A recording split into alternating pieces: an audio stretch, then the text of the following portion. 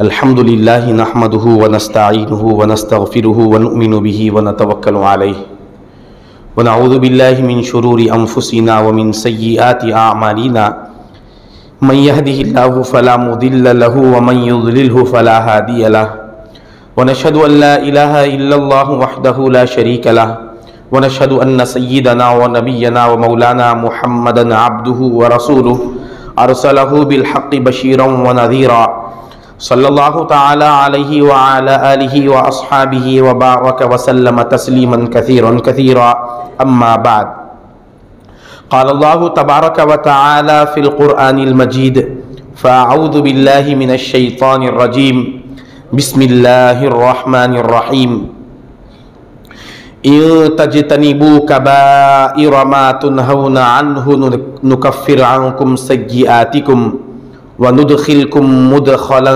كريما صدق الله مولانا العظيم وقال النبي صلى الله تعالى عليه وآله وصحبه وسلم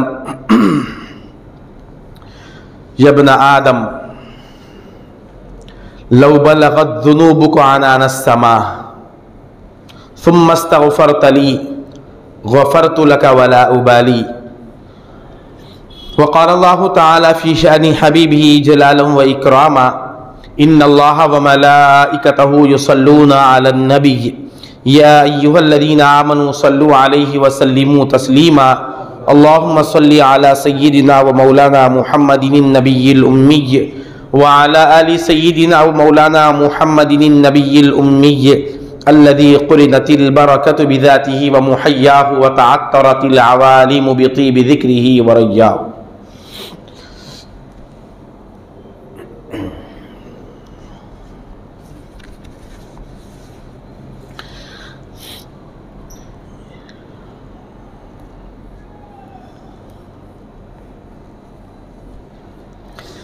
السلام علیکم ورحمۃ اللہ وبرکاتہ۔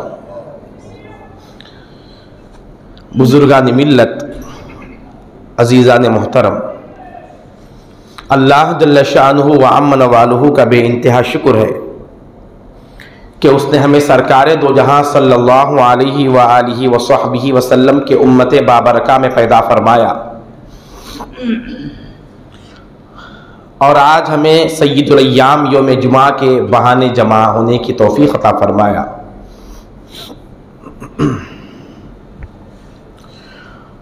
محترم بزرگ اور دوستو، اللہ تبارک و تعالی کی نگاہ میں بندے کی عبادتیں اور اس کے نیک اعمال وہ مقام و مرتبہ نہیں رکھتے جو مقام و مرتبہ بندے کے گناہوں سے بچنے میں ہے۔ اللہ تبارک و تعالی جب کسی بندے کو گناہوں سے پرہیز کرتا ہوا دیکھتا ہے تو اس بندے سے وہ محبت فرماتا ہے جو محبت ایک بہت بڑے عبادت گزار سے بھی نہیں فرماتا۔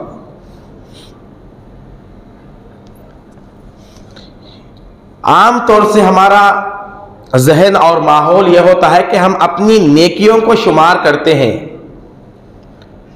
اپنی نمازوں کی گنتی کرتے ہیں،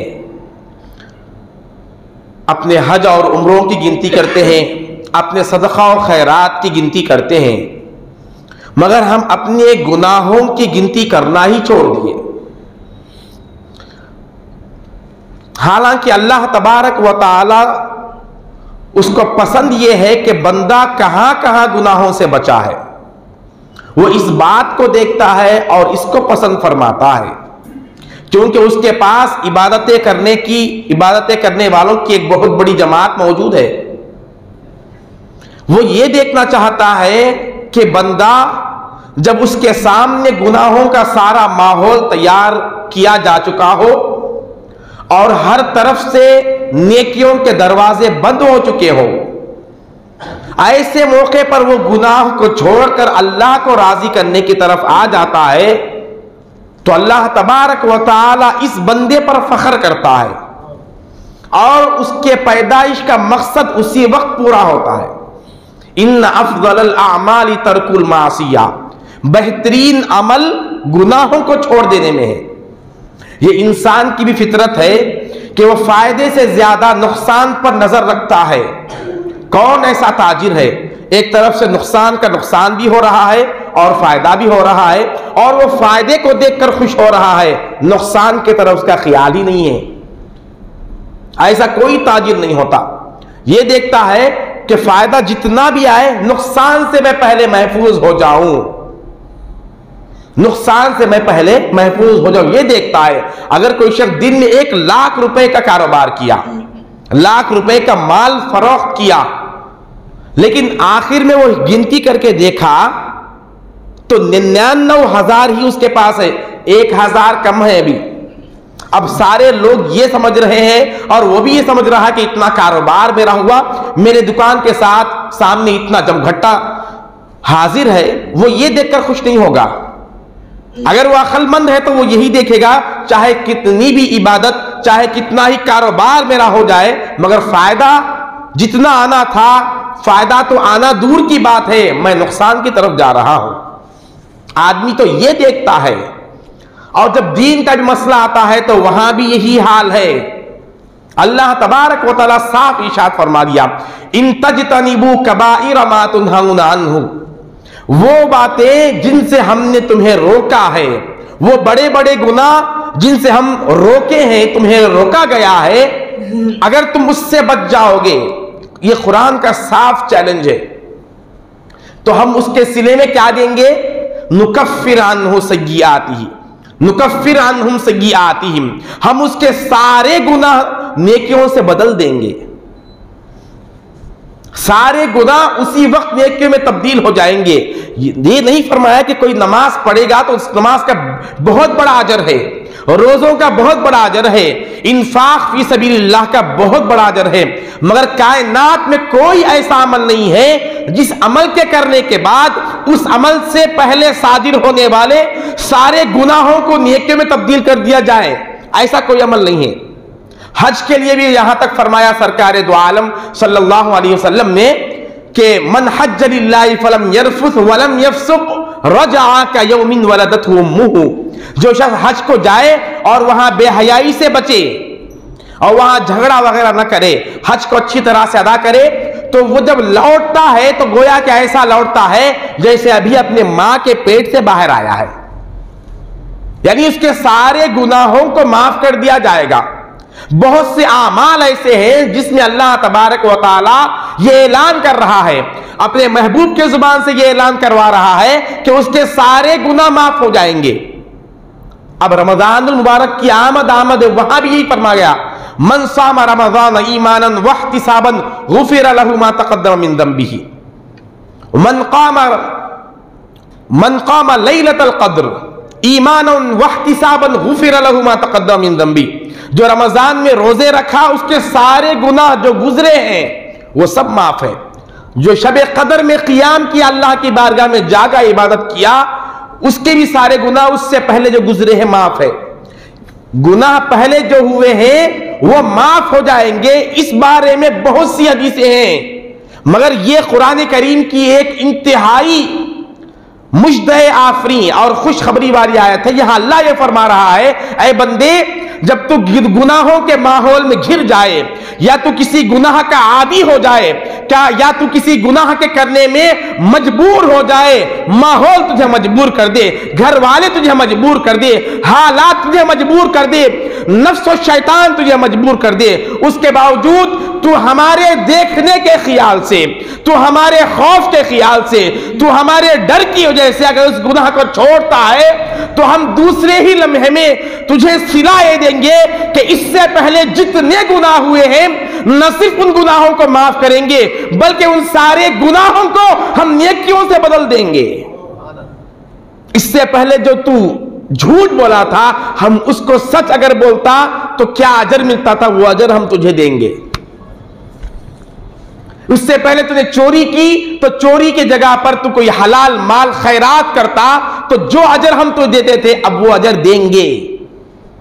نکفر یعنی ہم اس کو بدل دیں گے، ان تجتنبوا کبائر ما تنہون عنہ، ضروری ہے کہ تم اس سے بچو، گناہ سے بچنا بہت بڑی عبادتوں سے بھی افضل ہے، حج سے بھی افضل ہے، روزے سے بھی افضل ہے، نمازوں سے بھی افضل ہے۔ یہ نہیں کہ یہ چھوڑ دو، یہ نہیں کہہ رہا ہوں، کمپیر کر کے دیکھیں گے تو اس کا مقام جو اللہ تبارک و تعالیٰ بتا رہا ہے، ہم نیکیوں گناہوں کو نیکیوں سے تبدیل کر دیں گے۔ اب تک سب سے بڑا گناہگار جو تھا اب سب سے بڑا نیکوکار ہو جائے گا، اب سب سے زیادہ نیکیاں کرنے والا یہ شمار ہو جائے گا۔ گناہ سے بچنے کی جو اللہ تبارک و تعالیٰ کے پاس اہمیت ہے وہ بڑے بڑے نیکیوں میں نہیں ہے۔ سرکار دو عالم صلی اللہ علیہ وسلم نے بنی اسرائیل کے ایک گناہگار کا واقعہ بیان کیا، جامع ترمذی میں یہ حدیث پاک آتی ہے۔ اب یہ واقعہ آپ پہلے بھی سنے ہوں گے، اس میں خاص نقطے کی طرف توجہ دلانا چاہتا ہوں، شاید وہ کبھی آپ کے نظر و فکر سے گزری نہیں ہوگی۔ حضور ارشاد فرماتے ہیں کہ بنی اسرائیل میں ایک گناہگار تھا، اس کا نام کفل تھا، مال و دولت بہت زیادہ تھی اس کے پاس، جائیداد بہت زیادہ تھے، منصب والا تھا۔ جب یہ چیزیں آ جاتی ہے تو انسان کو گناہ کرنے پر دلیری مل جاتی ہے۔ جو دنیا ہم جمانا چاہتے ہیں، دنیا کے اختیارات، منصب اور مال آتا ہے تو وہ اپنے اندر ایک آزادی محسوس کرتا ہے کہ اب میں جو چاہے کر سکتا ہوں، مجھے کوئی روک نہیں سکتا۔ یہ تھوڑا سا عمر بڑھ جانا، بڑے ہو جانا، انسان یہ سمجھتا ہے کہ مجھے ایک اتھارٹی مل گئی ہے۔ اب وہ ہر چھوٹے کو بری نظر سے دیکھتا ہے، ہر مالدار، ہر فقیر کو یہ دیکھتا ہے کہ میرے پاس جو چیز ہے اس کے پاس وہ نہیں ہے۔ یہ کیوں نہیں سمجھتا کہ جتنا میرے پاس مال ہے مجھے اتنا حساب دے کر جانا ہے، میں زیادہ مصیبت میں ہوں، یہ نہیں سمجھ رہا۔ ہر آدمی کے سوچنے کا زاویہ الگ ہوتا ہے، انسان اصل سوچ کی وجہ سے ہے۔ حالات خراب ہے نہ معاملات خراب ہے، انسان کی سوچ خراب ہے۔ بھئی ایسے حالات نہیں رہے تو ویسا ہوتا تھا، نہیں بھائی، بیکار بات ہے۔ حالات کو بدلنے کی کوشش مت کرے، یہ بیکار آدمی ہے جو حالات کو بدلنے والا ہے۔ آپ کیا خیال ہے، باہر جو گرمی دھوپ شدت کی ہے، آپ وہاں جا کر کوئی شخص یہ کوشش کرنا شروع کرے کہ اس گرمی کو میں روک دوں، کوئی روک سکتا؟ اب فوراً یہ گرمی ختم کر کے ٹھنڈی ہوائیں پیدا کر دوں، یہ عقل مند کا کام ہی نہیں ہے۔ عقل مند کیا کرتا؟ اپنے آپ کو کسی ایئر کنڈیشنل مقام پر لا کے رکھ دیتا، اپنے آپ کو کسی محفوظ ایسے جگہ پر لا کے رکھ لیتا جہاں سے اس کو ٹھنڈک حاصل ہو۔ گرمی کو تو دور نہیں کر سکتا، یہ عقل مندی کا تقاضا ہے۔ حالات کو بدلنا نہیں بلکہ اپنے آپ کو سیف کر لینا، یہ ہوشیاری ہے۔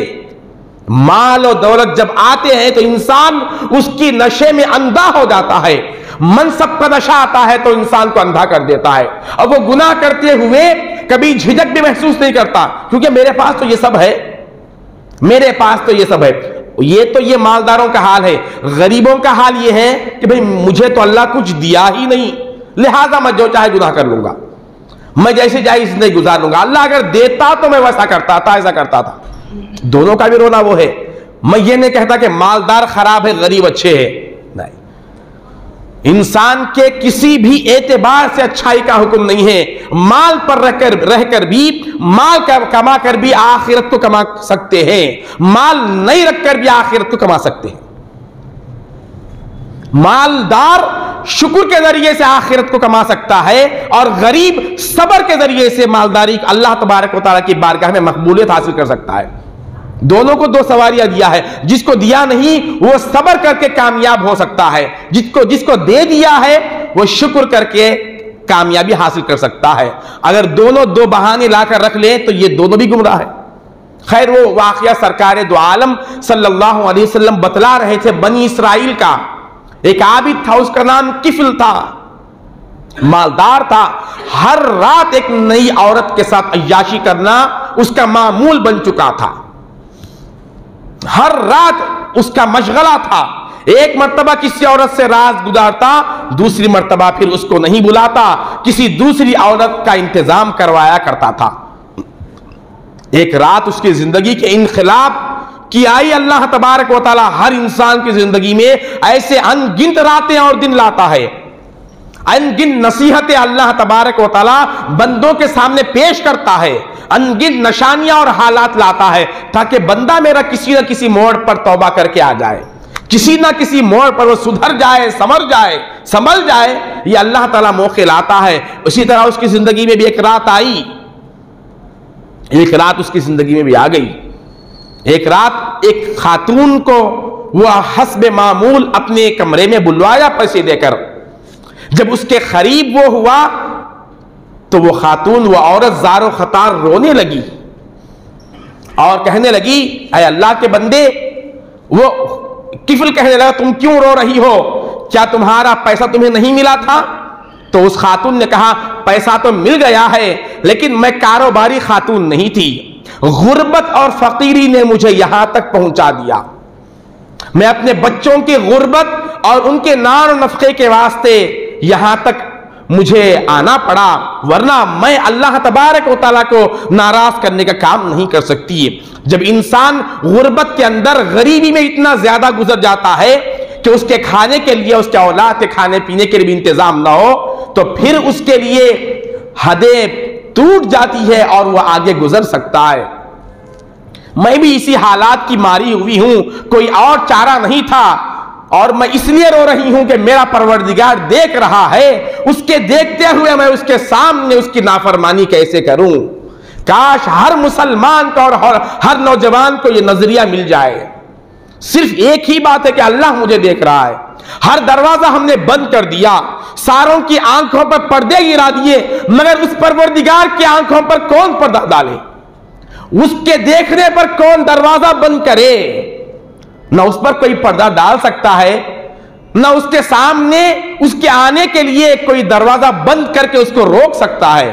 اگر یہ موقع ہے تو پھر گناہ جیسے چاہے کھل کے کرے۔ یہ ایک نظریہ اگر مل جاتا، سرکار دو عالم صلی اللہ علیہ وسلم نے اپنے کل صحابہ کو یہ ایک نشہ چڑھائے تھے کہ یاد رکھو تم جہاں کہیں رہو گے، کوئی دیکھے یا نہ دیکھے، تمہارا پروردگار تمہارے رگے جان سے قریب ہے، وہ تمہیں ہر حال میں دیکھ رہا ہے۔ یہ ایک نظریہ لے کر چلو۔ وہ زندگی مست گزارتے تھے، وہ چاہے جیسی بھی حالت اور غم آ جائے وہ اس نشے میں خوش رہتے تھے۔ یہ بات ان کے دل کو سرور دیتی تھی کہ میرا پروردگار تو مجھے دیکھ رہا ہے، میں کچھ نہ ہو کر ان کی نگاہ میں رہتا ہوں۔ یہ ہماری حیثیت کیا ہے اور اس کی نگاہ میں یہ بندہ ناچیز ہے۔ اللہ کہہ رہا ہے تم جہاں کہیں ہو میں تمہارے ساتھ ہوں۔ یہ ڈرانے کے واسطے باتیں نہیں ہے بھئی اللہ ہمیشہ ساتھ ہے، اللہ ڈرنے کی چیز ہی نہیں ہے۔ اللہ تبارک جو محبت 70 ماؤں سے زیادہ محبت کرنے والا ہو اور وہ ساتھ ہو تو اس کو ڈر کی ضرورت کیا ہے؟ کون ایسا بچہ ہے جو اپنے ماں کو ساتھ رکھ کے ڈرتا ہو؟ جو سب سے بڑا دوست ہو، جو ہر آن نعمتیں دیتا رہتا ہو، اس کے ساتھ ہونے کے بعد ڈر کا مسئلہ نہیں آتا، بلکہ وہ بے فکر اور مطمئن ہو سکتا ہے۔ یہی بات وہ عورت کہہ رہی ہے، اے وہ کفل، اللہ تبارک و تعالیٰ کے ڈر نے مجھے رلا دیا۔ میں اپنے گھر کو دیکھتی ہوں تو اس کام کی طرف آگے بڑھ جاتی ہوں، جب اپنے مولا کو دیکھتی ہوں تو زار و خطار رو پڑتی ہوں۔ اس کی ان باتوں نے اس کے دل پر اثر کیا۔ یہ واقعہ ہو گیا ہزاروں سال پہلے، مگر آقا دو جہاں بیان کرتے ہوئے اس کے آنسو بہ رہے تھے، یہ کہہ رہے ہیں، اور آقا دو جہاں کے بھی آنسو زار و خطار بہ رہے ہیں۔ اس کے آنسو نے اس کے گناہوں کو دھونے کا کام کر دیا۔ وہ فوراً اس سے دور ہٹ گیا اور کہنے لگا اے اللہ کی بندی، میں تجھے اپنی بہن سمجھ کر تجھے آزاد کرتا ہوں، تو جس راستے سے آئی تھی اسی راستے پر چلے جا، اور یہ جو پیسہ میں تجھے دیا تھا وہ میں نے خیرات سمجھ کر تیرے حوالے کر دیا، جا یہ پیسہ بھی تیرا ہے، تیری عزت بھی سلامت ہے، بس مجھ پر ایک احسان کر، جاتے جاتے تیرا جو تقویٰ تھا، جس سے تو اللہ تبارک و تعالیٰ سے ڈر رہی تھی، جس کی وجہ سے تو بھی بچ گئی اور مجھے بھی آج اس گناہ سے بچا لیے، ذرا اس تقوی کے واسطے سے میرے لیے بھی مغفرت کی دعا کرتی جا، میرے لیے بھی کچھ سامان کرتے جا، تاکہ میری بھی زندگی میں کچھ انقلاب آئے۔ ادھر وہ گئی، اللہ تبارک و تعالیٰ نے اس کی مقدر بھی کیا لکھا تھا، اسی رات کو اس کی موت تھی۔ یہ مت سمجھے کہ ہم 70-80 سال کے بعد ہی مریں گے۔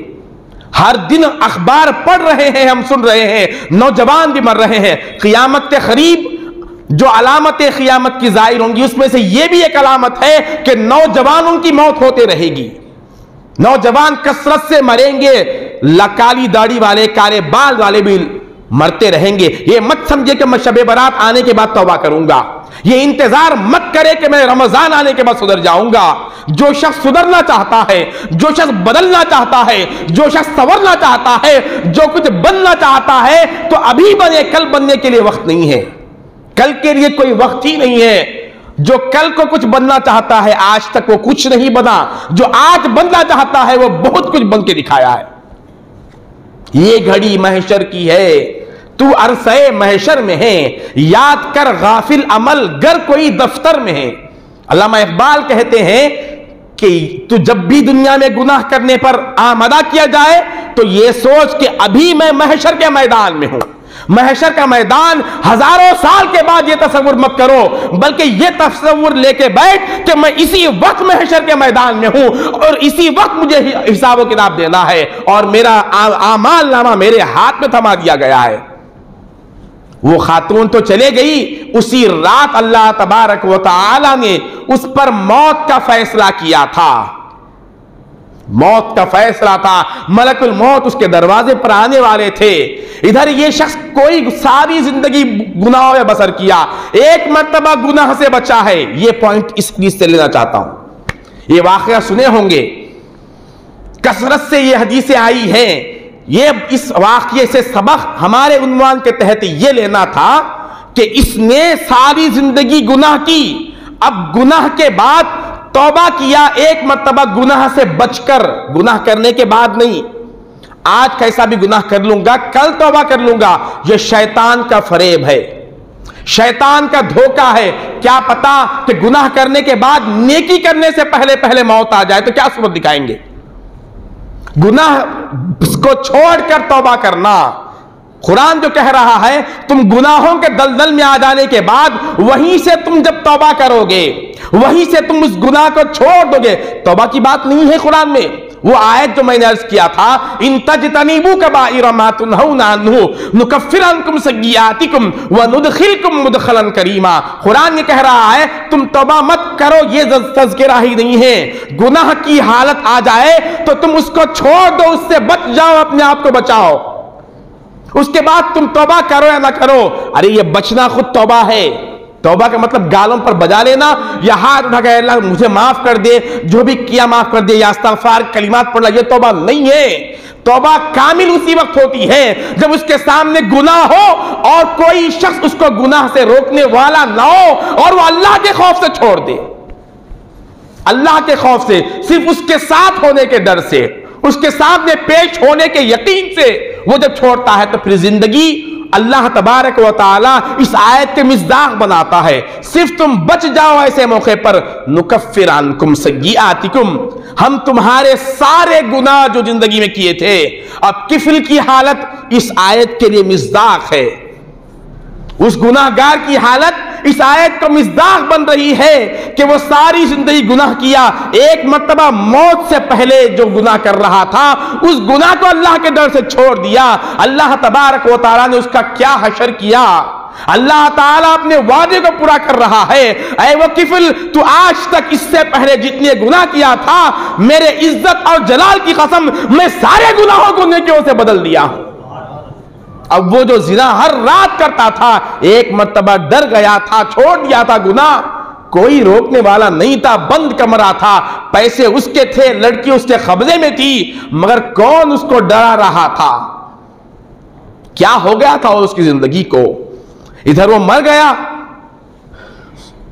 ملک الموت آ گئے اور اس کی روح لے کر چلے گئے۔ یاد رکھے، بہت سے لوگ دنیا میں جب جیتے ہیں تو لوگ انہیں اللہ والا، پرہیزگار، نمازی، حاجی سب سمجھتے ہیں، مگر جنازہ کس حال میں اٹھا اس کا اعتبار ہے۔ جنازے جب اٹھتے ہیں تو معلوم ہوتا ہے حضور نے ارشاد فرمایا بہت سے لوگ مسلمان سمجھ کر انہیں لوگ مسلمانوں کے قبرستان میں دفن کر دیتے ہیں، مگر حشر میں جب اٹھایا جاتا ہے تو وہ کافروں میں اٹھائے جاتے ہیں۔ کہیں یہ شمار تو نہ ہو ہمارا، لوگ مسلمان سمجھ کر مسلمانوں کے قبرستان میں دفن ہو جانا، یہ مسلمانی صرف نہیں ہے دوست۔ مسلمان تو وہ ہوتا ہے وہ جہاں دفن ہوتا ہے ساری اس زمین کو دور دور تک اپنے برکتوں سے مالا مال کرتا ہے، اس کے فیض سے اللہ تعالی ہزاروں مردوں کو بخشتا رہتا ہے، ان کے قبر کے عذاب میں تخفیف کرتا ہے۔ ملک الموت آئے، اس کی روح لے کر چلے گئے، اب ساری بستی اس کو یہی سمجھ رہی ہے کہ یہ گناہگار ہے، آج رات وہ توبہ کر کے مرا ہے، توبہ تو نہیں کیا، وہ گناہ سے بچ کر جو اللہ تبارک و تعالیٰ کا ڈر اور اس کا خوف اپنے دل میں لے کر جو نکلا ہے، اس کو کون دیکھا؟ چار دیواری میں ہے، یاد رکھے چار دیواری میں کیا جانے والا گناہ بھی نہیں چھپتا، نیکی بھی نہیں چھپتی، دونوں کو بھی اللہ تعالیٰ بیان کرتا ہے۔ گناہ کے ذریعے سے عبرت دلاتا ہے اور نیکی کے ذریعے سے لوگوں کو فیض پہنچاتا ہے۔ کوئی سارے لوگ اب اس کا جب جنازہ اٹھے گا سارے بستی والے سمجھیں گے تو یہ وہ بدبخت ہے، یہ وہ کمینہ ہے، ہر رات نئے طریقے سے بدکاری کرتا تھا، سارے بستی والے تو یہ جانتے تھے، مگر اللہ تبارک و تعالیٰ کی غفاریت اور اس کی ستاریت نے گوارا نہیں کیا۔ جو بندہ میری نگاہ میں اچھا ہو جائے میں اس کو لوگوں کی نگاہ میں برا کبھی نہیں رکھتا۔ سرکار دو عالم نے ارشاد فرمایا، اللہ تعالیٰ نے جبرائیل کو حکم دیا، اے جبرائیل جاؤ کہیں صبح ہونے کے بعد لوگ میرے اس پاکیزہ نیکوکار بندے کے لاش کی بے حرمتی نہ کرے، جاؤ لوگوں کے اٹھنے سے پہلے، اس کے لاش کو اٹھانے سے پہلے اس کے گھر کے دروازے پر لکھ دو ان اللہ قد غفر للکفلی، اللہ تعالیٰ نے کفل کو بخش دیا، یہ بخشا ہوا ہے۔ اور اس وقت کے نبی کو اللہ تعالیٰ بھیجتا ہے، یہ سارا واقعہ بیان کرتا ہے، جاؤ اے نبی جاؤ تم خود اپنے ہاتھ سے اس کو غسل دو اور اپنے لباس سے اس کو کفن دو، یہ بندہ میرے نزدیک ان ہزاروں بندوں سے افضل ہے جو ہزاروں سال سے عبادتوں میں لگے ہوئے ہیں۔ گناہ کو چھوڑنا اس سے بڑی عبادت نہیں ہے، یہ آیت بتا رہی ہے، اور یہاں یہ عمل اللہ تبارک و تعالی اس بندے کا کر کے بتا رہا ہے کہ اس نے جو گناہوں سے بچا، ایک لفظ نہیں کیا کہ اللہ مجھے معاف فرما دے۔ گناہ جب سامنے آ جائے، یہ ماحول گناہوں کا ہے، جماعت بندیاں لے کے کچھ بھی فائدہ نہیں ہے۔ کوئی جماعت کی بات ہو، ہزاروں بھائی جماعت کے اختلافی باتیں چھوڑو، جہاں پر اختلاف نہیں ہے اس میں کہاں تک پکے ہیں ہم؟ اللہ سے ڈرنے کے بعد کوئی جماعت ہے؟ کوئی ایسی جماعت ہے بھائی اللہ تعالیٰ نہیں دیکھ رہا، تم جو چاہے کر لو، اس سے ڈرنے کی ضرورت نہیں، ایسی کوئی جماعت ہے؟ کوئی ایسی جماعت ہے جو یہ کہے کہ دل کیسا بھی گندا رکھ لو، کیسے بھی اس میں بیماریاں رکھ لو، تم جنت پہ جاؤ گے؟ کوئی ایسی جماعت ہے؟ ایسی جماعت ہے تو ہزار لعنت ہے اس پر۔ جو اختلافی چیز ہے اس پہ تو بحث کرتے ہم، جہاں اختلاف نہیں ہے اس پہ کون سا عمل کیے ہم؟ ٹھیک ہے، نماز پڑھنے میں اختلاف نہیں ہے نا، نماز کے طریقے میں اختلاف ہے، چلو اختلاف کے ساتھ ہی صحیح، کم از کم پڑھو تو صحیح۔ اب نماز میں دل تو حاضر ہونا چاہیے، دل بازار میں پھر رہا ہے، اس پر تو کسی کے اختلاف نہیں ہے نا۔ نماز میں ٹھہرو تو خیال تمہارا وہی ہو۔ کوئی جماعت ایسی ہے کہ نہیں خیال بازار میں رہے یا عورتوں کی طرف رہے تب بھی نماز قبول ہے؟ کوئی اس جماعت ہے؟ نہیں ہے، اس میں تو اختلاف نہیں ہے نا۔ یہاں تو آ جاؤ، سود کھانے کے بارے میں کوئی اختلاف ہے؟ کوئی ایک ایسی جماعت ہے جو یہ کہے کہ نہیں بھائی انٹرسٹ وڈی کا بیپار کر سکتے ہیں، کھا سکتے ہیں؟ کوئی ایسی جماعت ہے؟ پھر کیوں ہماری کمائی میں یہ چیز داخل ہو گئی؟ جھوٹ بولنا کون سی ایسی جماعت ہے؟ جماعت تو چھوڑو، کون سا ایسا مذہب ہے روئے زمین پر جو جھوٹ بولنے کو اچھا سمجھتا ہو؟ کسی کے ساتھ اچھا پیش آنا، کسی کے ساتھ ظلم نہیں کرنا، یہ کون سا مذہب ہے جو اس کو پسند کرتا ہو؟ اب تو اختلافی جماعتوں سے نکل کر مذاہب کی طرف جائیں گے، انسان بدمعاش ہو گیا ہے، اب جماعتوں کی آڑ میں اپنے آپ کو چھپانا چاہتا ہے۔ چاہے مذہب ہو، ہم ذات کی بات کریں گے، بالکل صاف اپنے معاملات کی بات کریں گے جس میں اختلاف نہیں ہے۔ انسان کی فطرت کبھی بھی کسی کے اوپر ظلم کو برداشت نہیں کرتی۔ اس پر آ کر سب جمع ہو جائے، پھر مذہب کی بات الگ ہے۔ تو دوستو اصل میں ہم ان چیزوں سے بچنا چاہتے ہیں. جو کام ہمیں پسند ہے وہ کرنا چاہتے ہیں, اب جو پسند نہیں ہے وہ کرنا نہیں چاہتے. ہماری مسلمانی یہ ہے آج, ہماری مسلمانی. اب جیسے دیکھیے جمعہ کی نماز پڑھ رہے, کیوں پڑھ رہے جمعہ کی نماز؟ کیا وجہ ہے؟ نہیں, جمعہ پڑھنا چاہیے, عبادت ہے, ہفتے میں ایک بار تو کرنا چاہیے. وہ پروردگار جو جمعہ کے دن بلایا وہ 5 وقت نہیں بلا رہا. جمعہ کو کون بلایا تھا؟ 5 وقت ہر دن کون بلا رہا ہے؟ جمعہ کے دن ہمارا نفس چاہا اس لیے ہم نے جمعہ میں آ گئے, اور 5 وقت ہمارا نفس چاہتا نہیں اسے چھوڑ دیے. 5 وقت ہمارا نفس نہیں چاہتا اس لیے ہم جو ہے بالکل چاہتے نہیں. اب لے دے کر سنتوں کا مسئلہ آیا, جو سنت ہمیں پسند ہے اس کو اختیار کر لیتے. عید کا دن آیا تو نئے کپڑے پہنو, کوئی خاص موقع جائے تو میٹھا کھانے کے ساتھ کھاؤ. مجھے تو آج تک ایسی سنتیں نہیں ملی. یہ جو لوگ بولتے نا کھانے کے بعد میٹھا کھانا سنت ہے, بھئی جس کے گھر میں 4 دن تک فاقہ ہوتا تھا ان کے گھر میں کھانا کہاں سے آیا, پھر میٹھا بھی کہاں سے آ گیا؟ یہ بہت سے علماء سے میں یہ سنا, پڑھتے نہیں, مطالعہ کم ہے, محنت نہیں ہے, 2-4 ورق پڑھ لیے, 1-2 کتابیں پڑھ لیے اور آ کر تقریر سیکھ لیتے ہیں, تقریر کتابیں رکھ کے رٹ لیتے ہیں. جہاں جو بات مل گئی اب لوگوں کو خوش کر دیے. 4 مہینوں تک چولہا نہیں سلگتا تھا, 2 پتھر پیٹ پہ باندھے جاتے تھے. کبھی ایک پیالہ دودھ مل گیا تو بہت بڑی بات تھی. ارے عام دنوں کی بات ہے, رمضان المبارک تک ایک کھجور سے سحری کرتے تھے اور اسی کھجور کے گھٹلی سے شام میں افطار کرتے تھے. اور اس ذات کے بارے میں کہہ رہے ہیں کہ کھانا بھی کھاؤ اور کھانا حلق تک کھاؤ, پھر اس میں تھوڑا سا جگہ بچ جائے تو پھر میٹھا بھی کھاؤ. یہ سنت ہے, یہ سنت ہے ہمارے پاس. عید آ جائے تو رمضان جیسا بھی گزرے کپڑے بہترین ہونا چاہیے. عید کے دن نئے کپڑے پہننے کی سنت سرکار کی ہے. کوئی ایک حدیث مجھے لا کر ثابت کر دے. پیوند زدہ کپڑے, پیوند بھی اتنے ہوتے تھے کہ پیوند پہ پیوند ہے, اور ہم چاہ رہے کہ عید کے نئے کپڑے پہنتے تھے. حدیث وہ نہیں ہے, صاف کپڑے جو ہے اس میں سے بہتر جو ہے وہ پہنو, یہ سنت ہے. یہ جمعے کے دن بہت سے لوگ اپنے فونوں پہ فیس بکوں پہ ڈال دیتے, جمعے کے دن جو ہے عطر لگاؤ اور جمعے کے دن نیا لباس پہناؤ. نہیں ہے سنت. یہ جو لباس ہے اس میں سے صاف پہنو, سنت کے مطابق پہنو. یہ سب تو ہے, مگر جمعے میں حاضر ہونے کا وقت وہ سنت نہیں ہے.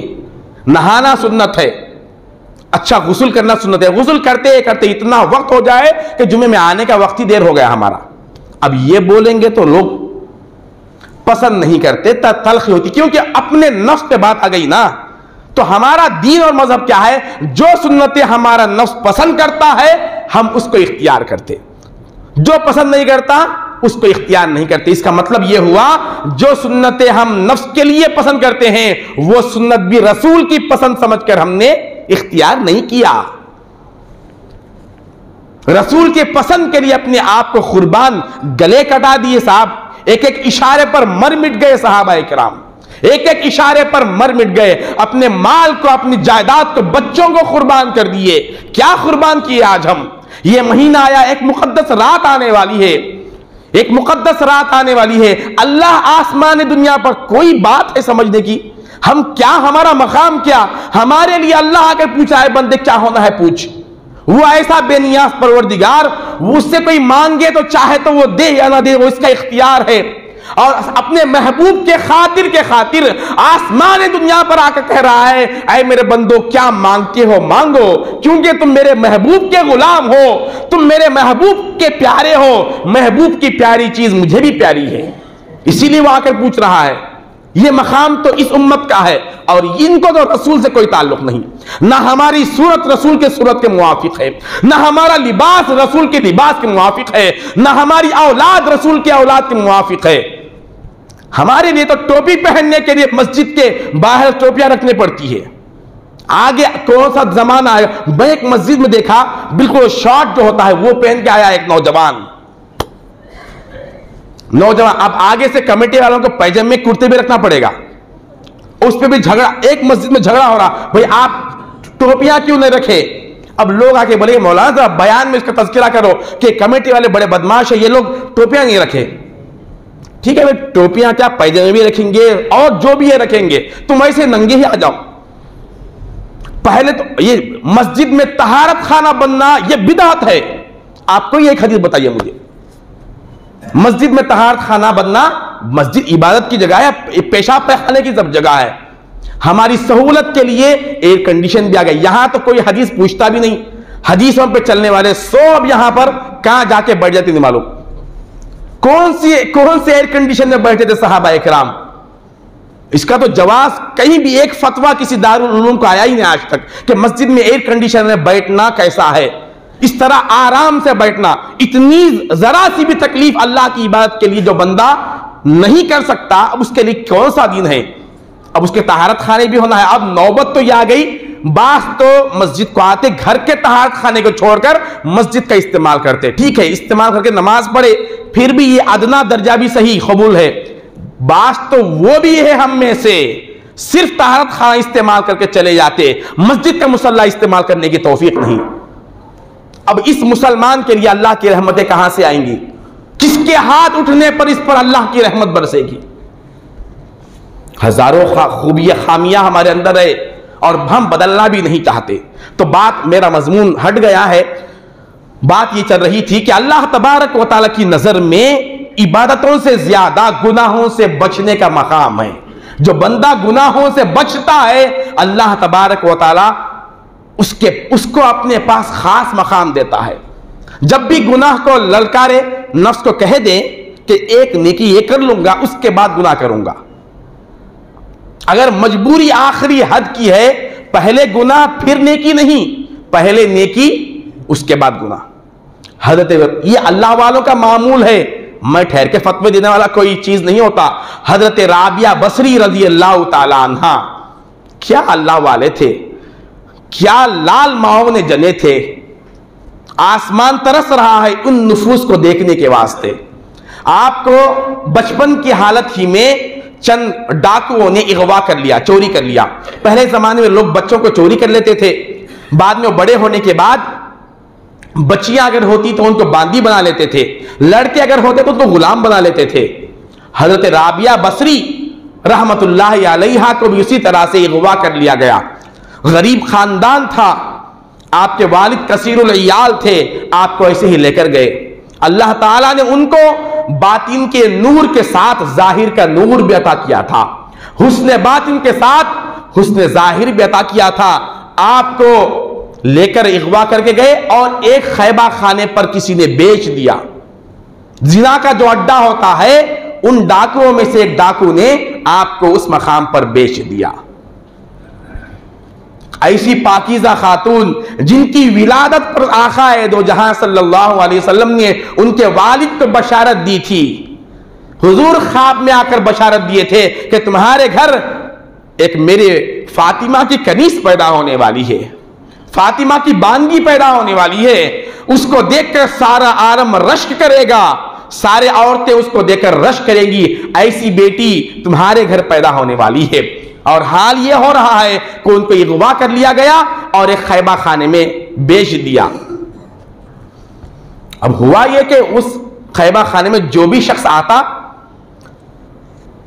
تو پہلے آپ کا ہی انتخاب کرتا، جب رات گزارتا پھر دوسری مرتبہ نہیں آتا، رات ایک مرتبہ ان کے حجرے میں رہتا پھر کبھی دوسری مرتبہ نہیں آتا۔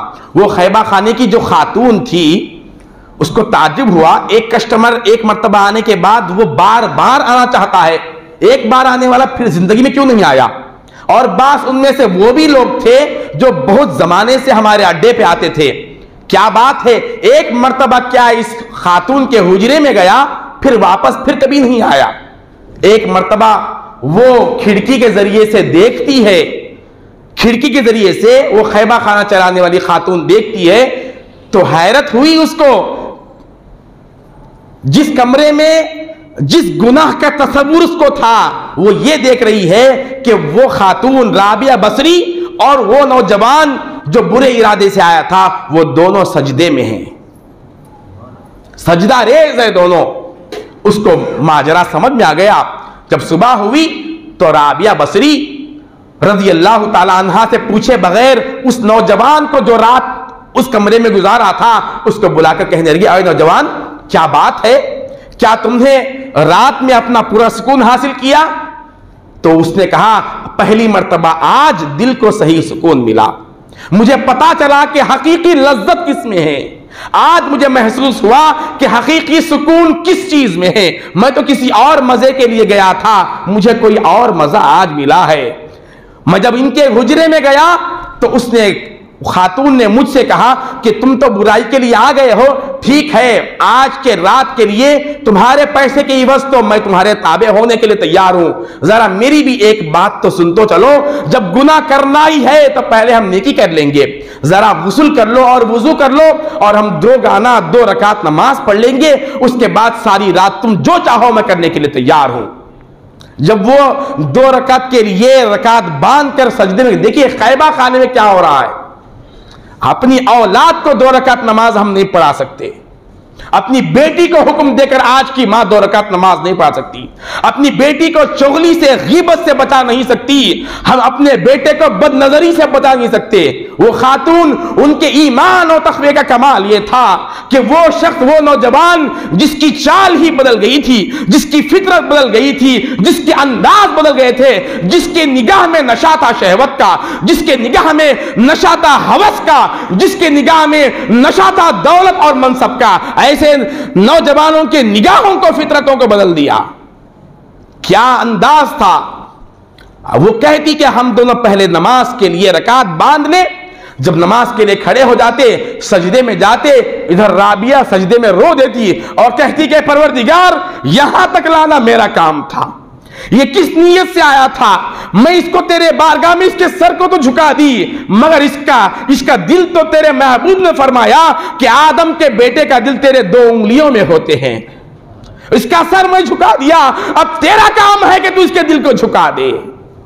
ادھر وہ سر جھکاتا اور میں اسی طرح روتے رہتی، یہاں تک کہ صبح ہو جاتی، سجدے میں جہاں میری بھی صبح ہو جاتی، اس نوجوان کی بھی سجدے میں ہی صبح ہوتی تھی۔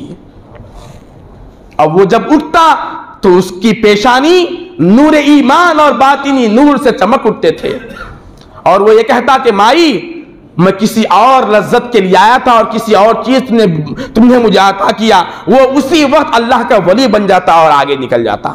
یہ ماجرا ہوتا تھا۔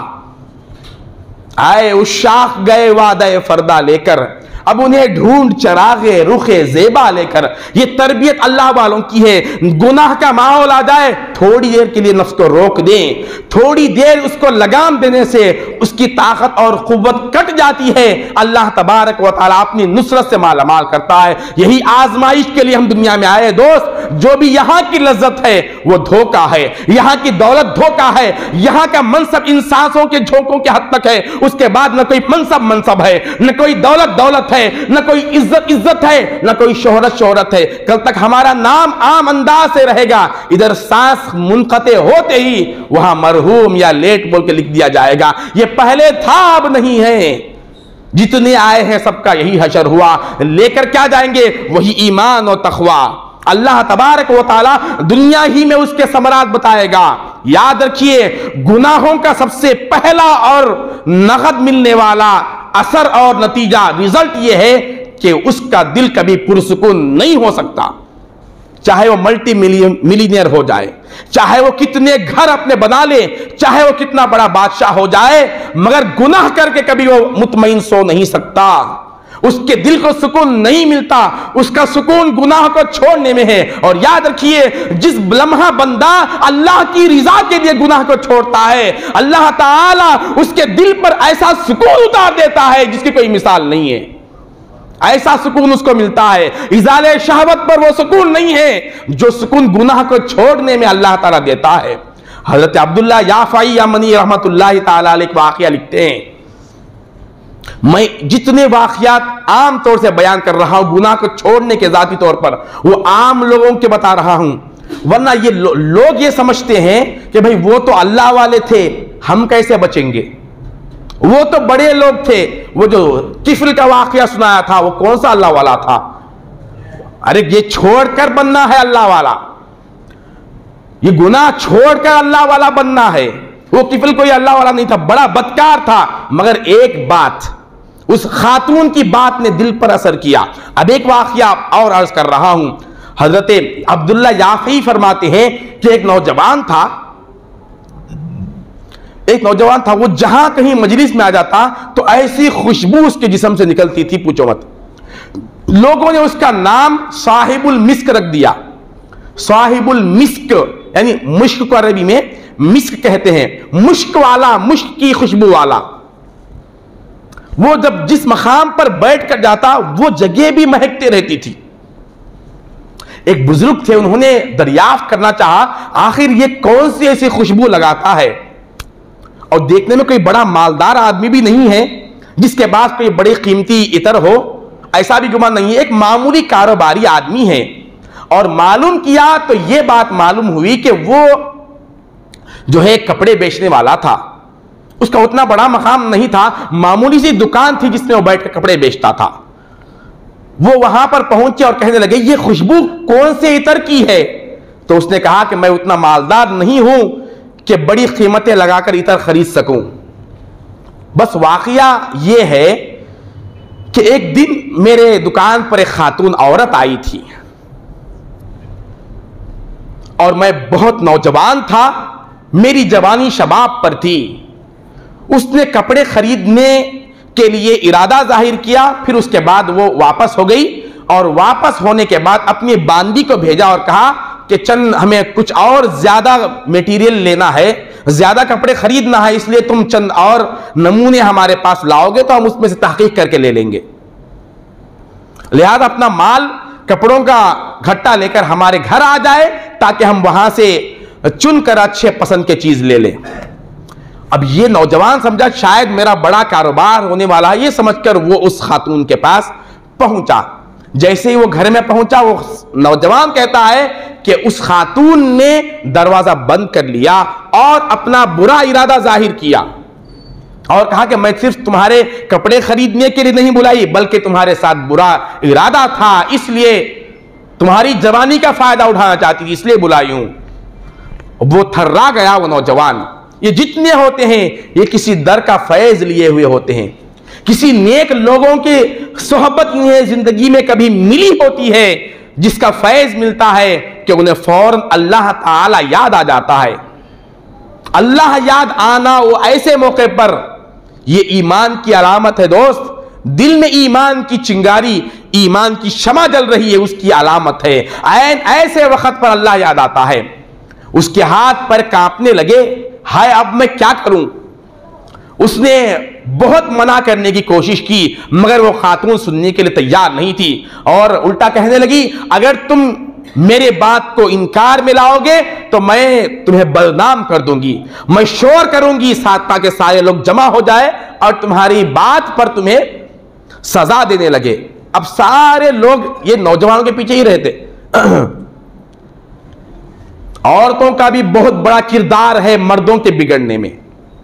یہ جتنے نوجوان کسی عورت کے عاشق ہوتے ہیں اس میں اس کا بھی حصہ ہے، اس عورت کا بھی حصہ ہے۔ بھئی وہ تمہاری نظر میں آئی کب تھی جس سے تم عشق کیے تھے؟ قرآن کہہ رہا ہے زنا کرنے میں مردوں سے زیادہ عورتوں کا ہاتھ ہوتا ہے۔ یہ قرآن میں کہیں لکھا ہوا نہیں ہے لیکن قرآن کا ایک انداز ہے، الزانیۃ والزانی فجلدوا کل واحد منہما 100 جلدہ۔ زنا کرنے والی عورت ہو یا مرد انہیں 100 کوڑے لگاؤ۔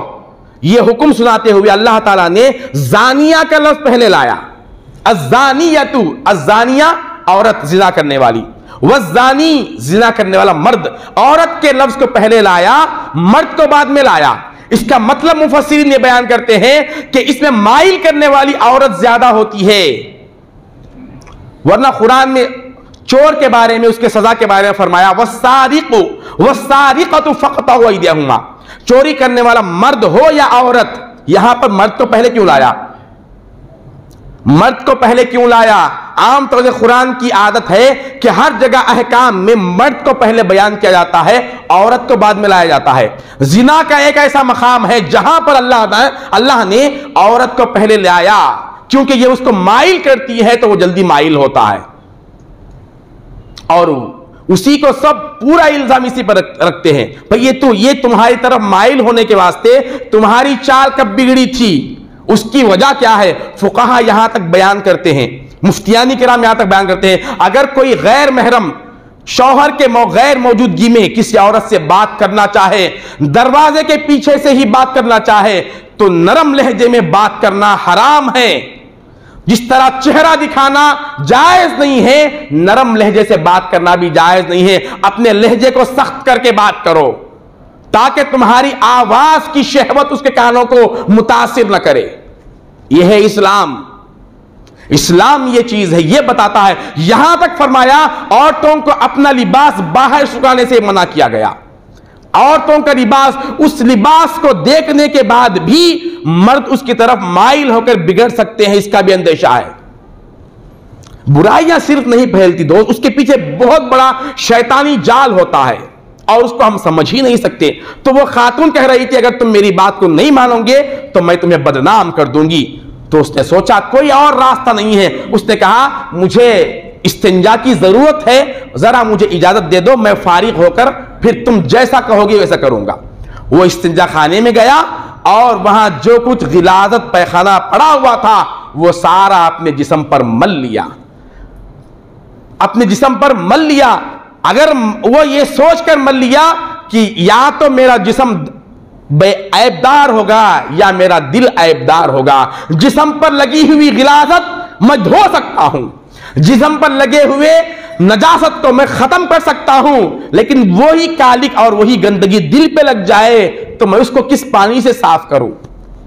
یہ سوچا اور اپنے پورے جسم کو غلاظت آلود کر لیا، اور اسی حالت میں اس عورت کے پاس آیا تو وہ عورت چلانے لگی یہ تو پاگل ہو گیا ہے، یہ اپنے جسم کو غلاظت لگایا ہے۔ جو عورت پہلے دروازہ بند کی تھی اب اپنے ہی ہاتھوں سے دروازہ کھول کے اس کو باہر کر دی۔ وہ گھر آیا اور اپنے جسم کو اچھی طرح سے صاف کر لیا اور اللہ کے بارگاہ میں 2 رکعت شکرانہ ادا کیا۔ اے اللہ تیرا شکر ہے تو نے میرے جسم کو تو گندا کر دیا مگر میرے دل کو گندا ہونے سے محفوظ کر لیا، میرا جسم تو پاک ہو گیا، میں خوش ہوں۔ جیسے ہی وہ غسل کیا اور 2 رکعت شکر ادا کیا، رات میں سو گیا تو خواب میں حضرت یوسف علیہ السلام کو دیکھتا ہے۔ سیدنا یوسف علیہ السلام کو خواب میں دیکھتا ہے۔ یوسف علیہ السلام کہتے ہیں کہ اے اللہ کے بندے تو نے تو یوسف سے بڑا کام کر دیا۔ کہا کہ میں نے ایسا کام کیا کیا؟ یوسف علیہ السلام نے کہا میں تو اپنی عصمت کو بچانے کے لیے، میں اپنے دل کو محفوظ رکھنے کے واسطے، تقوی کی حفاظت کے لیے میں وہاں سے بھاگ گیا تھا۔ میں اپنے باطن کو بچانے کے لیے اپنے ظاہر کو بدنام نہیں کیا، اپنے ظاہر کو خراب نہیں کیا، مگر تو مجھ سے آگے نکل گیا ہے۔ تو نے اپنے باطن کی حفاظت کے لیے اپنے ظاہر کو گندا کرنا پسند کر لیا، باطن کو خراب کرنا پسند نہیں کیا۔ اللہ تبارک و تعالیٰ نے مجھے حکم دیا کہ تیرے خواب میں آؤں اور ایک خاص دولت تجھے دے کر جاؤں۔ یہ کہہ کر یوسف علیہ السلام اپنے ہاتھ سے کہتے ہیں کہ میں جنت سے مشک لایا ہوں، جس مقام پر تو نے دنیا کی نجاست کو لگایا تھا تاکہ باطن تیرا نجاست سے محفوظ ہو جائے، یہ مشک اللہ تعالیٰ مجھے دے کر بھیجا ہے تاکہ میں تیرے جسم پر لگاؤں۔ یہ کہہ کر یوسف علیہ السلام مشک کو نکالتے جاتے اور اپنے اس بندے کے سارے جسم پر ملتے جاتے۔ یوسف علیہ السلام نے خواب میں میرے جسم پر وہ مشک ملے تھے، میں جب بیدار ہوا تو آج 20-25 سال ہو گئے، خواب دیکھ کر 20-25 سال کا عرصہ گزر گیا مگر وہ خوشبو آج بھی میرے جسم پر ہے۔ میں یہ کوئی عطر نہیں لگاتا، وہ جو گناہ سے بچا تھا اس کا اجر یہ ہے۔ اب بتائیے دنیا میں جس کا اجر مل رہا ہے تو آخرت میں کیا ہوگا اس کا اجر؟ دنیا تو مختصر چیز ہے، یہاں جو بھی چیز دیتے ہیں ختم ہونے والی ہے، ختم ہونے والی دنیا میں اجر اتنا بڑا ہے اس کو دیکھ کر لوگ رش کر رہے ہیں، اس کی خوشبو کی حد نہیں ہے، آخرت میں کیا ملے گا اس کو؟ تو دوستو بات مختصر یہ ہے کہ ہم گناہوں سے پہلے بچنے کی کوشش کریں، اس سے ہماری دنیا بھی محفوظ ہے اور آخرت بھی محفوظ ہے۔ گزشتہ بھی میں یہی بات عرض کیا تھا، ہمارے جتنے بیماریاں اور تکلیفیں، اولاد کا نافرمان ہونا، بیویوں کا نافرمان ہونا، حالات کے زد میں آ جانا، پریشانیوں کو شکار ہونا، ہمارے گناہوں کی بدولت ہے۔ جس طرح اپنے نیکیوں کو حساب کرتے ہیں، آج سے نیکیوں کو گننا چھوڑ دیں، اپنے گناہوں کو گنتے جائے اور اس پر توبہ کرتے جائے۔ گناہوں سے بچنے والا اللہ کی نظر میں نیکیاں کرنے والے سے بھی زیادہ مقام رکھتا ہے۔ میں اللہ پاک سے دعا کرتا ہوں کہ جو کچھ کہا گیا سنا گیا عمل کی توفیق عطا فرما، ہمارے حال پر رحم فرما، ہمارے گناہوں کو بخش دے، توبہ کی توفیق عطا فرما، اس پر استقامت عطا فرما۔ تجھے واسطہ ہے تیرے حبیب پاک صلی اللہ علیہ وسلم کا۔ وآخر دعوانا ان الحمدللہ رب العالمین۔ السلام علیکم ورحمۃ اللہ۔